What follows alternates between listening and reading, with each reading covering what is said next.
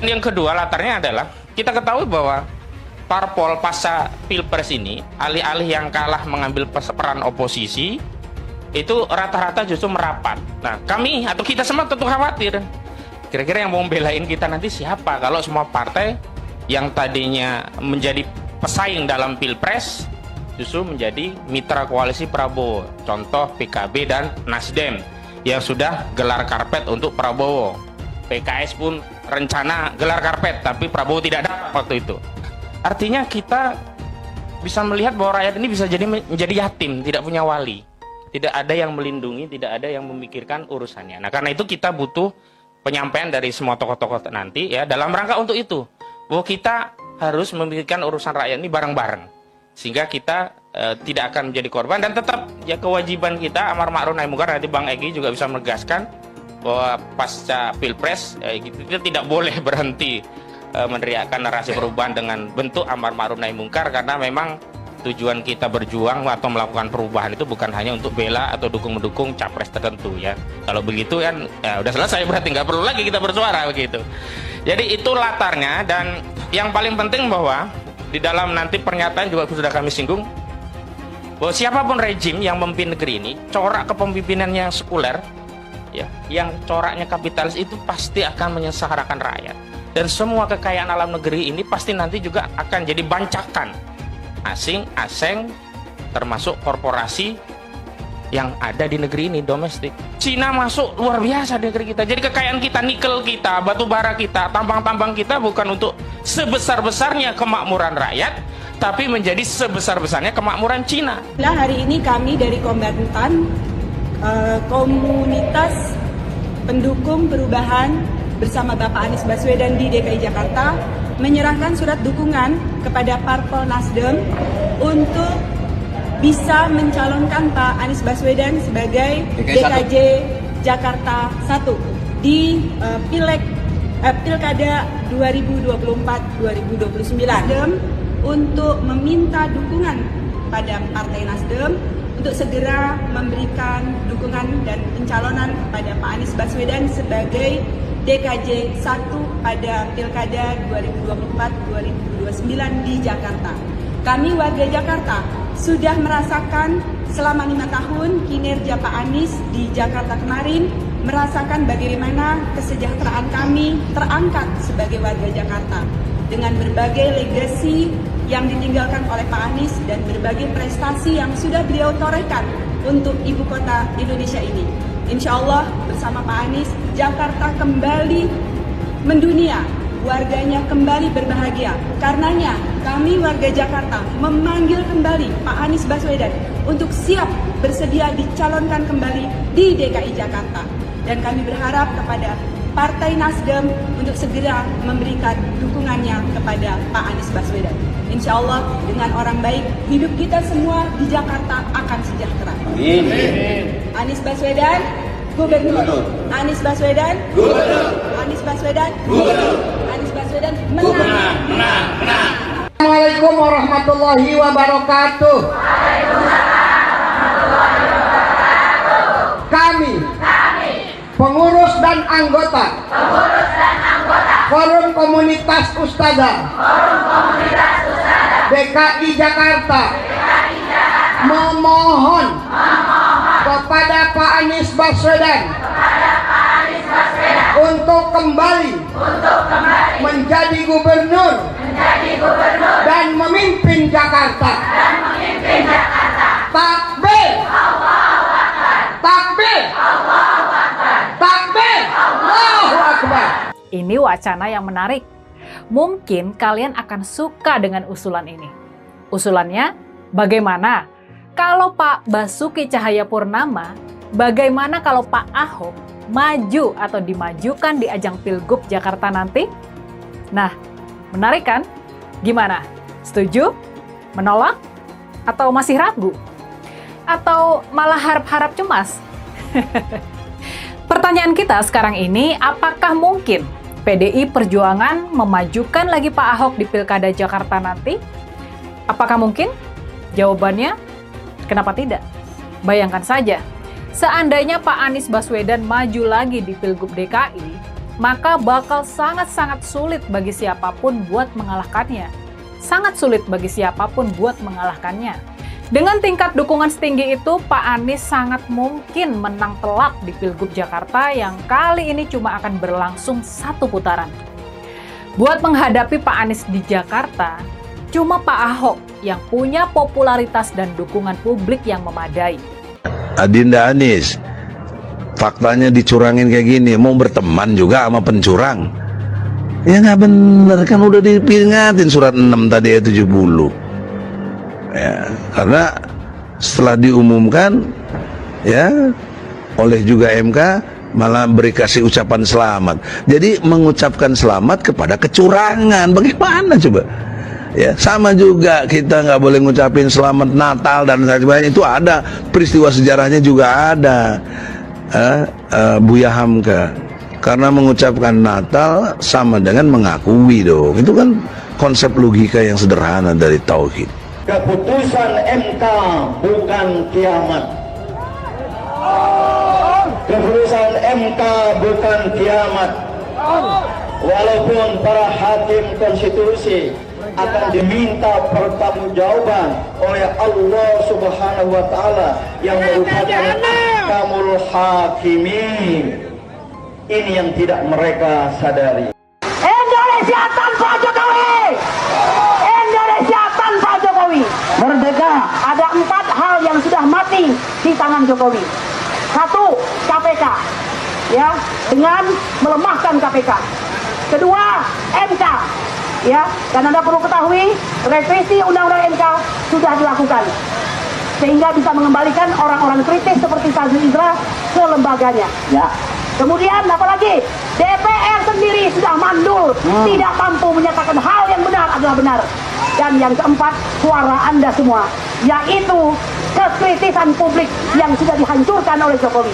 Oleh karena itu, dalam kesempatan ini saya ingin mengatakan kembali, Indonesia tanpa Jokowi. Merdeka. Indonesia tanpa Jokowi. Allahu Akbar. Berarti semua turunan-turunannya, termasuk orang yang didukungnya, 02, yaitu Prabowo Subianto dan Gibran Rakabuming. Allahu Akbar. Sekian saja. Subhana rabbika rabbil izzati amma yasifun wa salamun alal mursalin walhamdulillahi rabbil alamin. Assalamualaikum warahmatullahi wabarakatuh. Merdeka! Merdeka. Boleh saja 4 hal dimatikan oleh Jokowi, tapi suara Mak-mak nggak bisa dimatikan oleh Jokowi. Allahu Akbar. Prabowo menang segera pindah agama. Saya nggak percaya. Ya, saya yang percaya yang menang itu adalah Anies Baswedan. Karena Allah tidak ridho Prabowo jadi presiden. Kenapa? Waktu saat kampanye bukannya berzikir malah berjoget-joget nggak jelas. Lihat Anies kampanye sambil jadi imam dari Padang, kan itu untuk jadi presiden. Mana pantas Prabowo jadi presiden, hasilnya apa? Kampanye bukannya berzikir, bukannya berselawat, malah joget-joget nggak jelas. Udah badannya kayak apa? Siapa yang jadi Bapak Presiden? Anies. Abah Anies jadi presiden. Entah dilantik Abah Anies nomor 1. Abah Anies. Abah Anies nomor 1. Cinta damai. Dicium sama anak kecil mau, sama bapak-bapak mau, sama nenek-nenek cium tangan mau. Presiden kayak gitu. Abah Anies jadi presiden sedunia. Abah Anies. Abah Anies nomor 1. Abah Anies. Abah Anies nomor 1 yang dilantik, pengumuman menang Abah Anies. Alhamdulillah Abah Anies nomor 1. Kami sudah muak dengan pemilu curang. Kami datang ke sini sebagai rakyat sipil bergerak. Kami cinta yang namanya keadilan. Kami cinta namanya perubahan. Kami muak dibohongi, dicurangi. Dengan siapa? Tanyakan sendiri dengan hati kalian. Pengen perubahan, tapi kalau diajak bergerak untuk menegakkan keadilan di kantor KPU, KPU itu curang. Saya tanya Bapak KPU, goblok nggak? Goblok apa enggak? Tolol apa goblok? Ngakunya insinyur.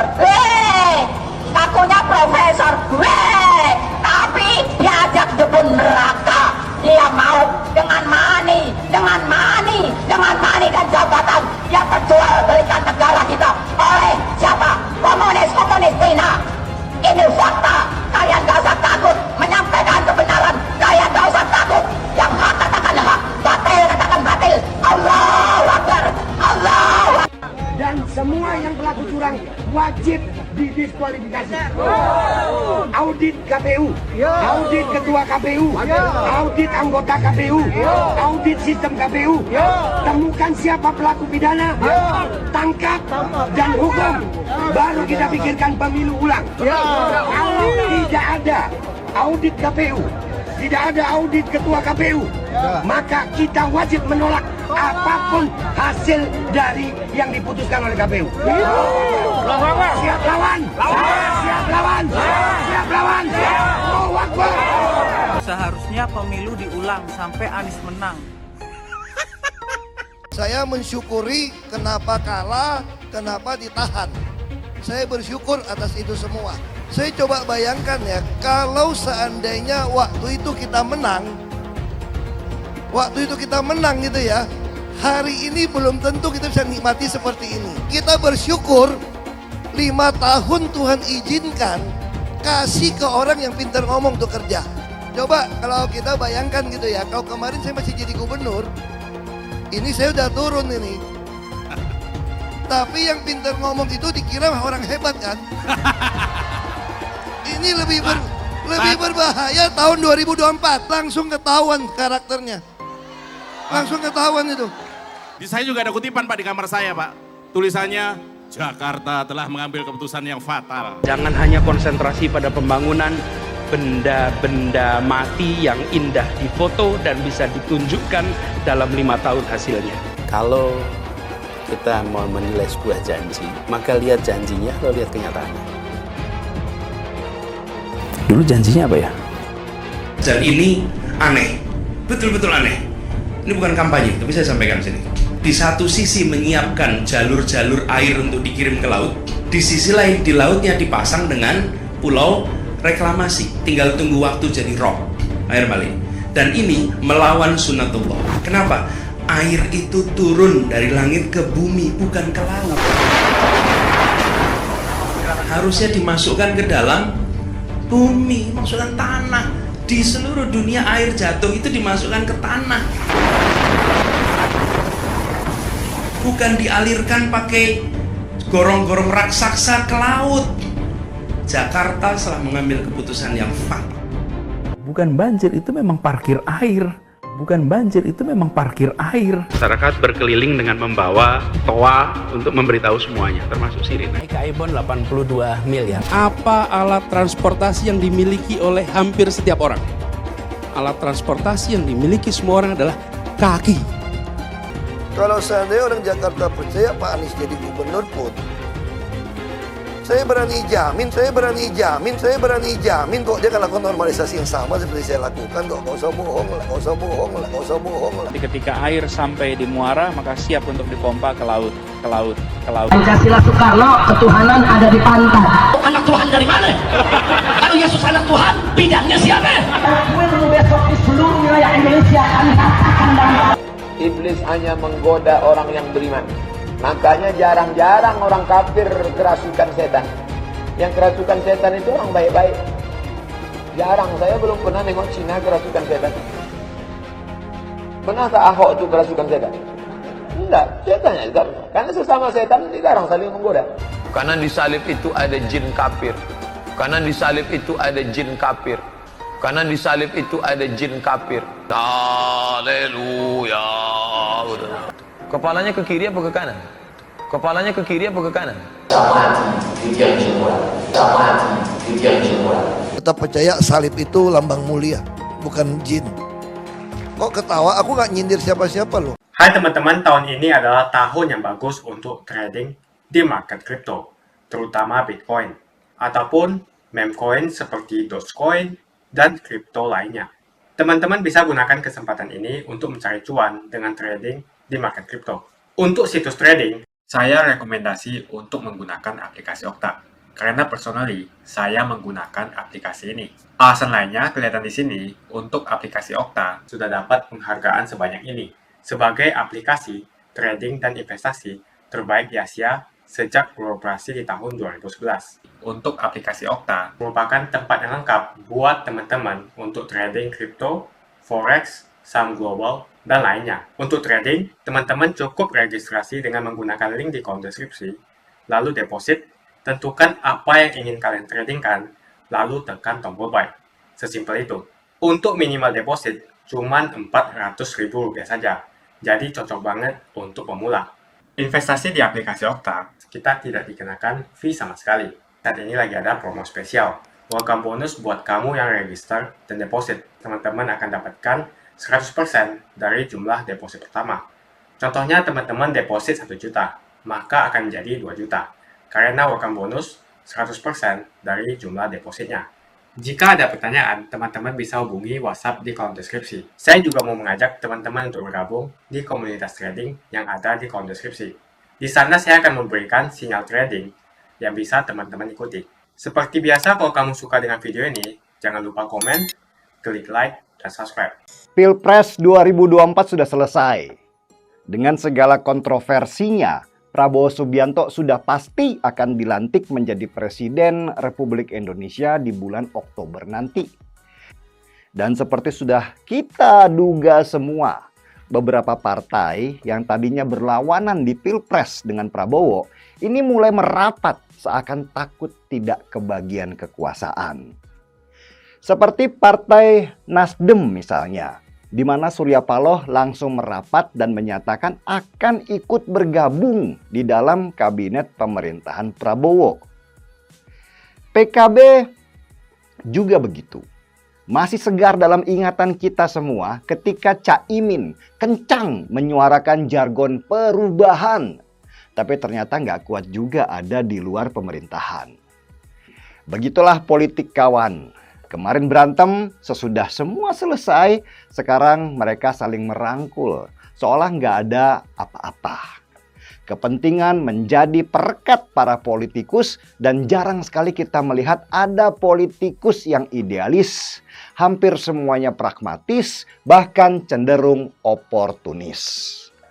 Tidak ada yang berubah dari Nasdem, selain cuman jargonnya saja. Surya Paloh yang terlahir dari Golkar ternyata nggak kuat juga untuk berada di luar pemerintahan sehingga dia harus ikut merapat. Ini tentu saja kontras banget dengan jargon Nasdem waktu mengusung Anies Baswedan menjadi calon presiden kemarin, yaitu perubahan. Tapi kalau PKB pimpinan Caimin merapat sih, itu lebih bisa diterima.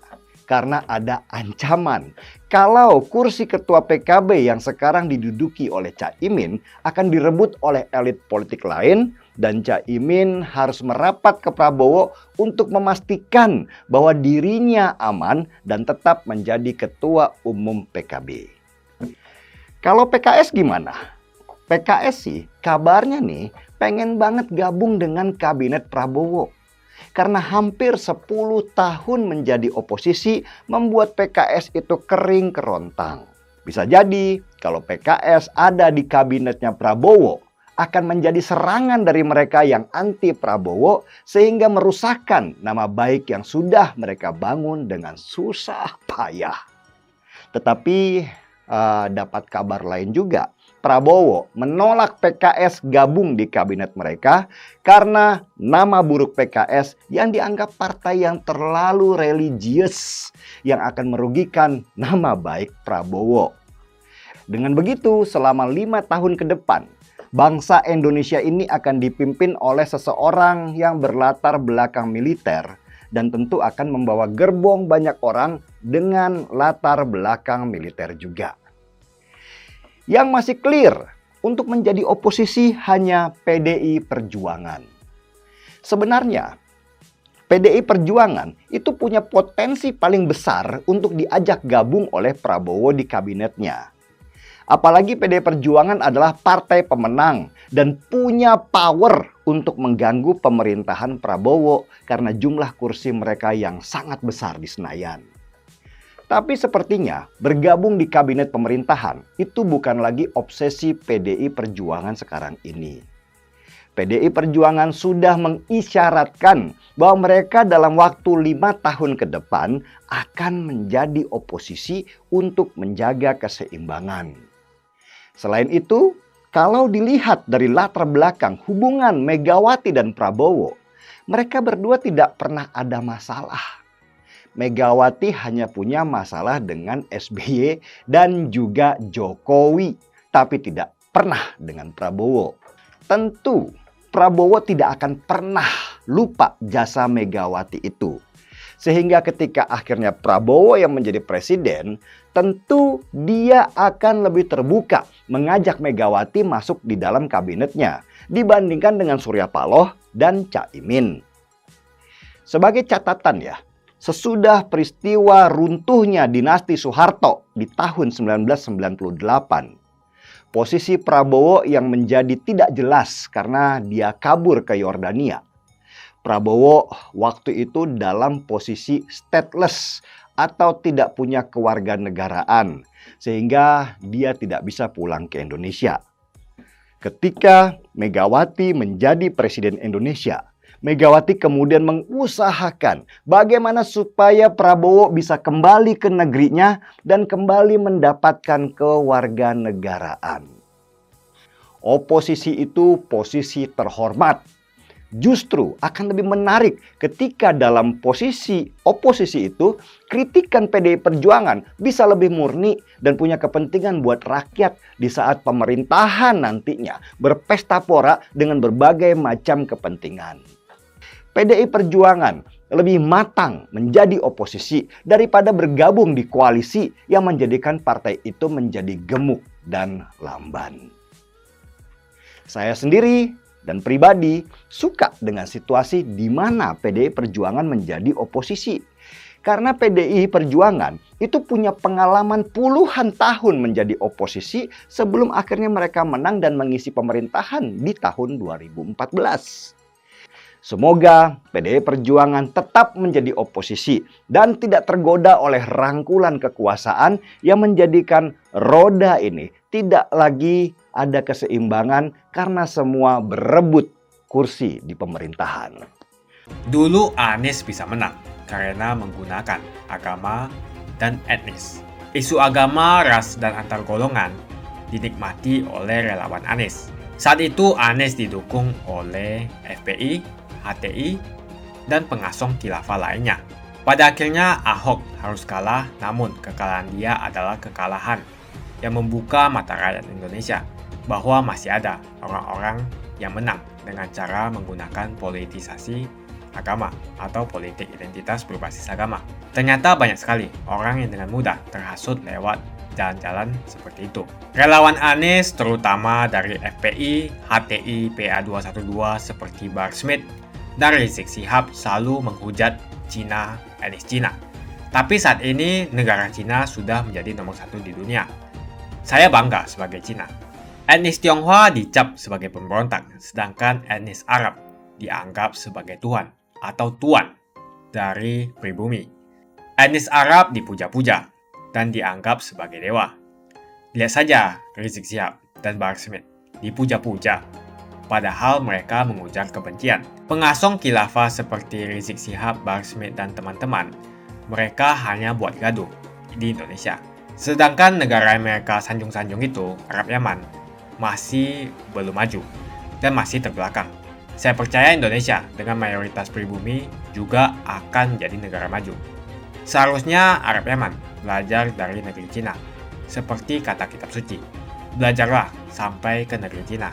Anies dan juga pendukung Anies seperti Rizik Syihab, Bahar Smith, dan kelompok-kelompok HTI dan FPI harus belajar ke negeri Cina supaya tidak lagi melakukan kelebihan bayar. Lagi pula Anies didukung oleh khilafah dan pendukung Anies adalah ormas seperti FPI dan HTI. Apa kita mau FPI dan HTI kembali di Indonesia jika Anies memimpin? Anies juga dikenal sebagai bapak politik identitas yang menghalalkan segala cara untuk menggapai kekuasaannya, termasuk menggunakan politik identitas berbasis agama. Lihatlah di kasus Ahok waktu itu. Kita sudah bisa melihat hasil kerja Anies selama 5 tahun di Jakarta. Tidak ada satupun janji yang dipenuhi dan tidak ada kinerja yang bisa dibanggakan. Dari DP 0%, OKOC, kelebihan bayar, Formula E, banjir, sumber resapan, jalan rusak, dan gonta-ganti nama jalan. Lihatlah rekam jejak Anies selama 5 tahun. Bayangkan Indonesia ke depan jika dipimpin oleh Anies. Dan bayangkan jika Anies menang. HTI dan FPI ormas khilafah yang dibubarkan itu akan dikembalikan oleh Anies. Apakah kita mau Pancasila diganti menjadi khilafah? Perkataan Ahok sudah terbukti dan Jakarta sudah menjadi korban. Jangan biarkan Indonesia menjadi korban kibulan Anies Baswedan. Umat minoritas, terutama kaum Tionghoa, tidak akan memilih Anies Baswedan. Saya yakin karma Ahok mengejar Anies Baswedan. Dulu Anies memainkan politik identitas kepada Ahok. Sekarang Anies dipertanyakan kepribumiannya karena dia teriaman. Itu saja opini saya hari ini. Tuliskan opini kalian tentang Anies Baswedan. Jika kalian setuju dengan pendapat saya di video ini, pastikan kalian menekan like di video ini dan bagikan video ini ke teman dan family Anda supaya mereka semua mengetahui tentang informasi ini.